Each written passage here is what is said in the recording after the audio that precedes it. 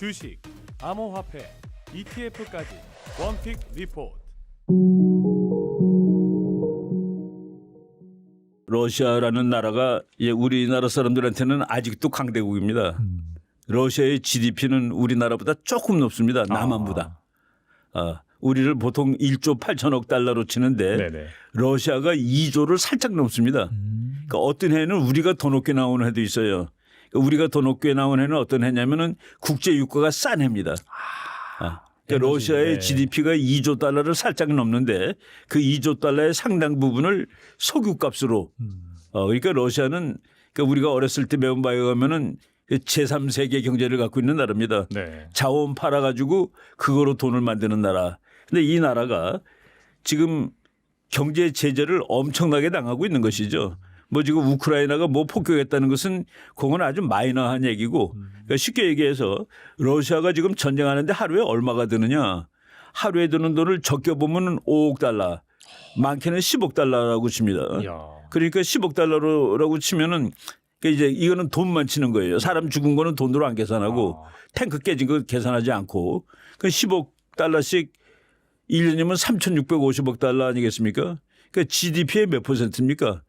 거기다 쓰는 돈이 2조인데 3,650억 달러. 그러니까 그 전쟁을 3년을 했습니다. 지금. 네네. 3년 동안 러시아가 전쟁 비용으로 쓴 돈이 러시아 1년 GDP의 60%가 넘습니다. 거의 뭐 거덜나는 수준이네요. 이게 거덜난 거예요. 이미. 거덜나는 수준이 아니라 이거는 숫자로 거덜이 나는 거죠. 네네. 이거는 사람 죽은 거는 돈으로 안 친 겁니다. 가서 쓴 돈만. 그래서 이거는 러시아가 과연 전쟁을 더 할 수 있을까? 근데 지금 최근에 그 푸틴이 트럼프 말을 안 들으니까 트럼프가 이제 우크라이나한테 마음대로 때리라고 좋은 무기도 주고 드론도 많이 갖다 주고 뭐 미사일도 주고 그러다 보니까 근데 요번에 그 러시아가 이제 제가 보기에는 트럼프가 이 친구 말 안 듣는구나. 정권 교체해야 되겠다까지 간 겁니다. 러시아는 레짐 체인지는 아니에요. 러시아는 소련일 때 레짐 체인지를 했습니다. 즉 경제 체제를 자본주의로 바꿨어요. 네네. 그 자본주의가 좀 마피아적인 성격이 있어서 그렇지 공산주의는 아닙니다. 그런데 이 푸틴이라는 독재자가 나와가지고 지금 소련을 이 사람은 독재자인데 너무 그게 그러니까 뭐라는가 야망이 큰 사람이에요. 그 뭐 미국에 있던 어떤 소련을 연구하는 학자가 그 푸틴을 칭찬하긴 했습니다. 그 정도 국력 가지고 세계에서 그 정도 대우받는 것도 대단한 정치가다. 우리나라의 국력인데 네. 푸틴이 대우받는 거는 우리나라 대통령하고 상대가 되겠습니까 솔직히. 그래서 그런 면에서 대단하다. 야망이 큰 사람이고 그리고 외교를 과거의 영광에 초점을 맞추고 하는 사람이에요. 근데 그게 이제 지금 트럼프의 비위를 아주 심각하게 건드렸는데 아마도 정권 교체 당할 겁니다. 제가 몇 가지 자료 보니까 네네. 소련이 완전히 붕괴된 거. 그때 소련이 붕괴되기 전에 아프가니스탄에서 10년 동안 싸웠습니다. 근데 아프가니스탄에서 10년 동안 싸운 것보다 푸틴이 우크라이나에서 3년 동안 싸운 것이 돈과 인명피해가 훨씬 큽니다. 저 아프가니스탄에서 10년 전쟁하고 소련이라는 그 대제국이 무너졌는데 우크라이나 전쟁 3년 이것이 어떤 식으로 결말되더라도 푸틴 정권이 그 정권이 살아남을 가능성이 과연 있겠는가에 대해서 저는 대단히 의문하고 있습니다. 그래서 그 푸틴 정권이 아마 물러나게 되고 조금 온건한 정권으로 바뀌게 될 가능성도 있을 거다. 그 미국이 지금 제재만 풀어주면 일단은 또 기본은 되니까 그 나라가 식량하고 에너지가 있는 나라이기 때문에 최소한의 기본을 다시 찾을 수는 있는 나라입니다. 하여간 뭐 자료 보니까 제가 하루에 10억, 1년이 아니라 하루에 10억 달러. 야. 이걸 3년 동안 어떻게 전쟁을 해요? 그러게요, 진짜. 지금은 다 끝났다고 보시면 될 정도로. 그리고 빨리 이겨가지고 무엇인가를 좀 전쟁을 해서 전리품을 얻었다 그럴 경우에는 푸틴도 인기도 올라가고 그럴 텐데 처음에 인기 올라갔습니다. 네. 전쟁 시작한다음에. 근데 지금 오래 끌고 100만 명이 죽거나 다쳤습니다. 그러니까 이제 젊은 세대들이 아주 분노하고 있고 바로 이런 측면에서 러시아가 이제 지금 그래서 저는 이번 전쟁을 통해서 러시아는 우리가 생각했던 그런 강대국은 아니구나라는 사실을 뭐 확실하게 알았고 그 미국의 그 장군들이 쓴 책들 보면은 자기네들은 러시아가 저런 식으로 2차 대전 스타일의 전쟁을 하는 걸 보고 놀랬다. 자기네들은 러시아가 그래도 군사혁신을 일으켜가지고 미국처럼 한 달이면은 맨 처음에 한 달도 안 갔어요. 네. 그 미국의 그 합동참모본부에서는 뭐 우크라이나 죽는데 며칠도 안 걸릴 거다 그랬거든요. 근데 지금 3년도 더 싸우고 있는. 그러니까 오히려 러시아에 대해서 우리가 너무 과대평가를 하고 있었다는 사실을 지금 다 깨달은 것이죠. 안 그래도 뭐 보니까 영국의 텔레그래프가 이 러시아 경제가 구조적 붕괴 조짐을 보이고 있다면서 푸틴이 네네. 또 다른 쿠데타를 우려하고 있다 이런 식으로 보도를 했는데 방금 말씀하신 그 정권 교체 가능성 뭐 그런 것과 그렇죠. 좀 일맥상통한다고 볼 수 있겠네요. 그렇죠. 그 러시아가 그 전쟁을 시작할 무렵이 러시아가 기름을 제일 많이 팔 때입니다. 그때 이제 미국의 바이든 대통령이 돼가지고 바이든이 대통령 돼가지고 미국 석유를 못 파게 하다 보니까 그러니까 미국이 석유를 이제 사오는 나라로 바뀐 거예요. 그러니까 국제 유가가 올라가는 겁니다. 미국이 석유를 내다 팔 때는 국제 유가가 내려가서 러시아가 정신 없었는데 바이든이 대통령 된 다음에 환경 핑계 대가지고 미국 석유를 못 파게 하니까 네. 미국이 다시 사와야 되는 나라가 됐단 말이죠. 그러니까 국제 유가가 확 오른 거예요. 그래서 러시아가 한 그 2년 동안 전비를 벌었습니다. 그러고서 전쟁을 시작했는데 2022년 2월 달에 러시아의 이 에너지 수출액이 제일 높습니다.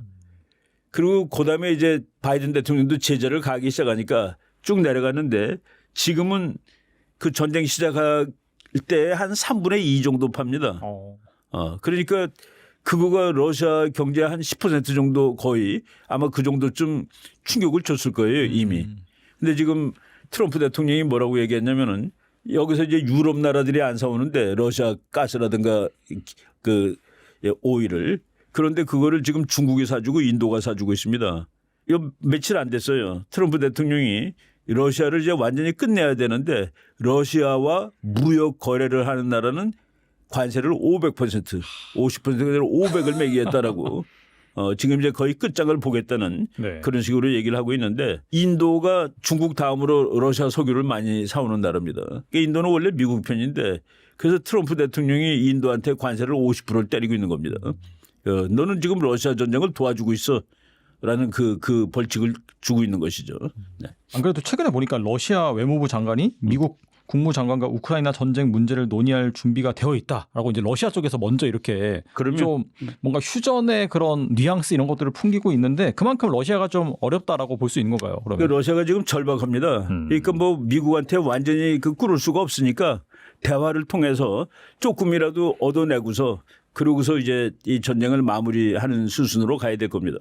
제가 그 전쟁을 쭉 오래 관찰하면서 이 전쟁이 언제 끝날까 둘 다 힘이 빠지면은 이거는 완전히 그 어트리션 워페어라고 그래가지고 소모전입니다. 그래서 소모가 다 되면은 더 이상 못 싸우는데 지금 우크라이나는 원래 싸울 능력이 없었는데 계속 미국하고 유럽이 돈을 대주니까 그렇죠. 그거로 싸우는 거고 러시아는 이제 거의 소모가 됐습니다. 그래서 이제 끝내야 되는데 자칫 잘못해갖고 정권까지 다 날아가는 것보다는 미국하고 얘기를 하는 것이 아무리 합리적으로 계산하면 그게 제일 나은 방향이 되겠죠.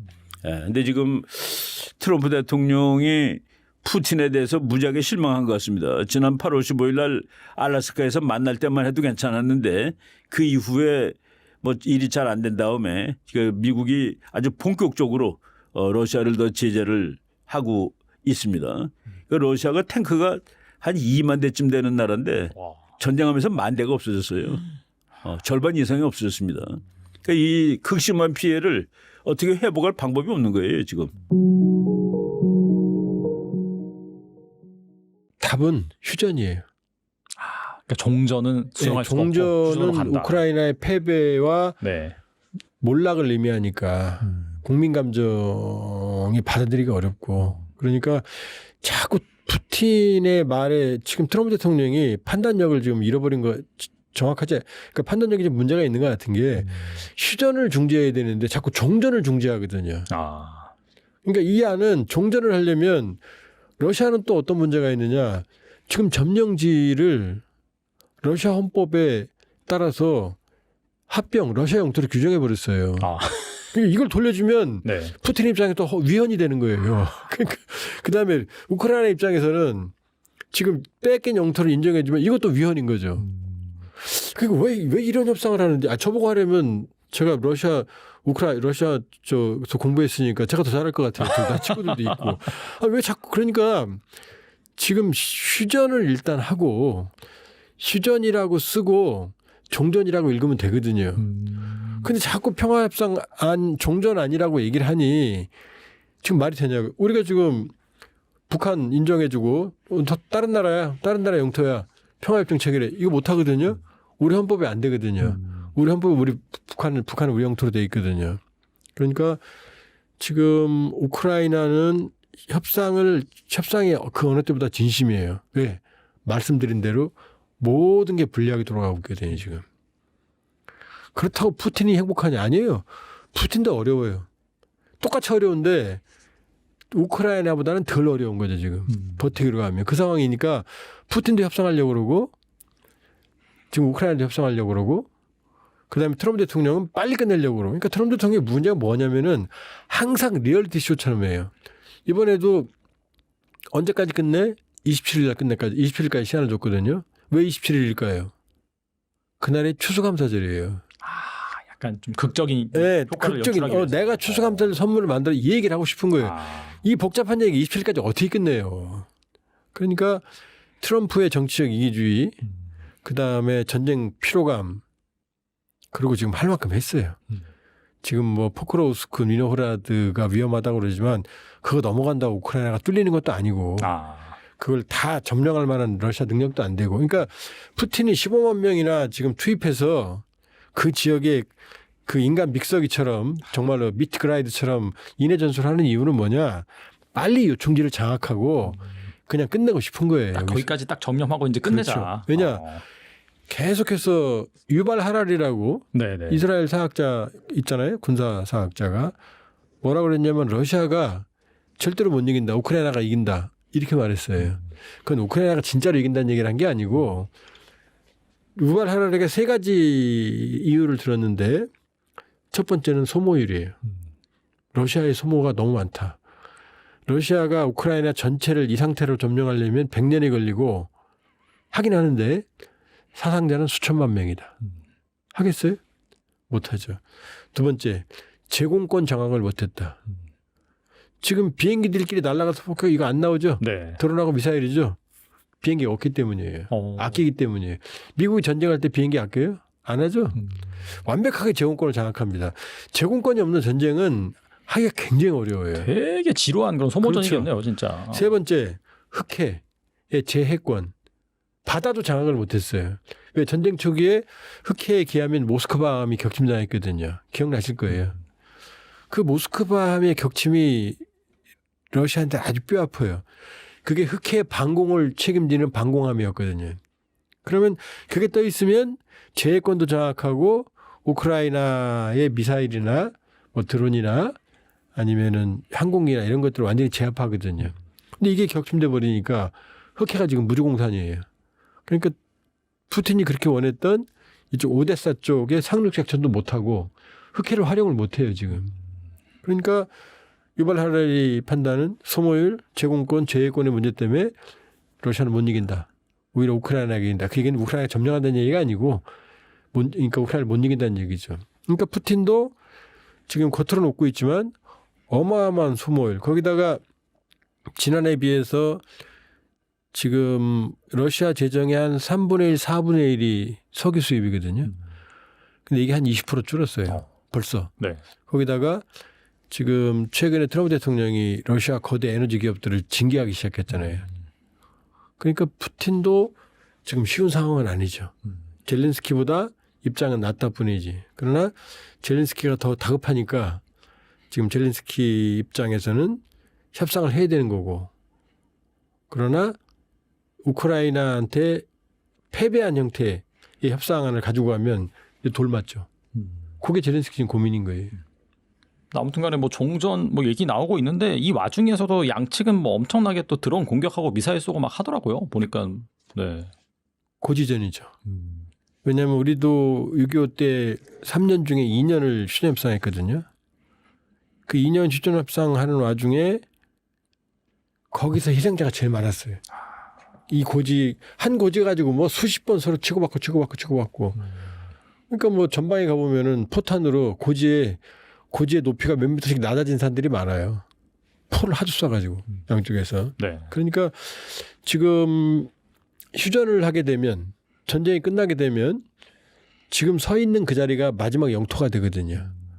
그러니까 한 치의 땅이라도 더 차지하려고 그러고 있고.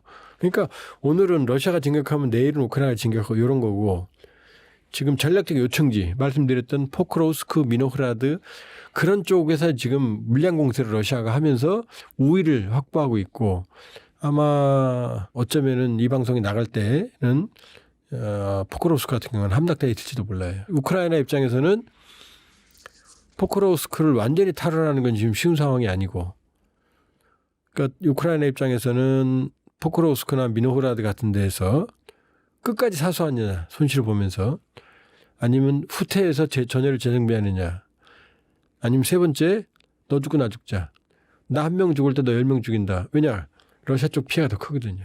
공세니까.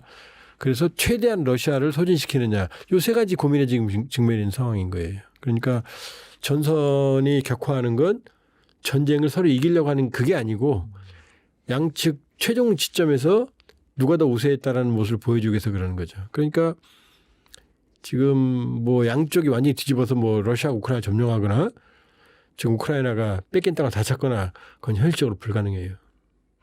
보니까 우크라이나는 이제 드론을 활용해서 뭐 러시아의 발전소 이런 데 타격해서 이 발전소가 안 돌아가게 하고 이제 좀 있으면 이제 조금도 아니네요. 이제 겨울이잖아요. 막 그런 엄청나게 추워지는 그런 환경을 또 최대한 이용을 해서 이렇게 아픈 곳을 계속해서 집중적으로 타격을 하더라고요. 보니까.